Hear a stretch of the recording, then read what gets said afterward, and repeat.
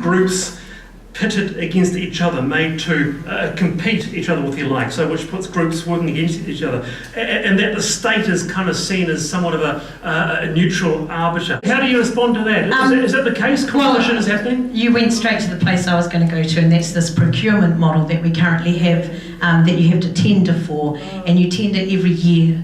And you may be the best organisation at providing support, you may be astounding at the work you do, but you might be rubbish at writing a tender and therefore miss out. And then we've got these national organisations that put money into writing good tenders, that win these tenders, and then put in some bland thing that arches over the entire country where you've just now missed out, and then they contract you. And they do it for less money, and there's no guarantee of FTE. It's just this whole procurement model that the government have moved to. I actually disagree with it, and I'm in there. So we're saying to our own minister, and that counts across TPK and the way they do things, and I better be really careful now. But the procurement model, we need to give some what would you change? Well, sustainability.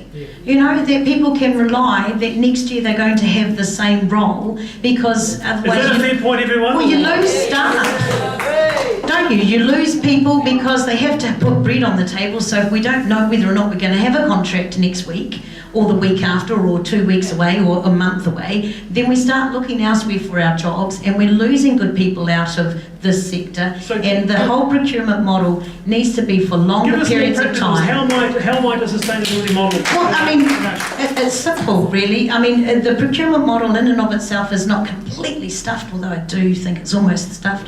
But just longer periods of time, a fairer model of the tender process, which all right. Look, I know Pathways Partnership wasn't perfect, but it was modelled on exactly addressing those issues. So it was about saying longevity of funding, contracts beyond a year. It was about building in workforce capacity and training into contracts, which of course is not done at all when you have an annualised thing. It was about finding a way of reducing their overall compliance, to take up Marama's point about the constant need to reapply for things, to put yourself into a guaranteed tender type position. So I think those are there, but they fundamentally come down to the fact that if we as a government are asking an NGO to do a job, we know, or you know, because you tell us how much is required to do that job, and then the government says, we're only going to give you 60% of that, but you still have to deliver 100% of the outcome. And that's where the fundamental unfairness arises. Can I just add before we move on, because I actually do think that that the government want to make sure that the best support is getting out there.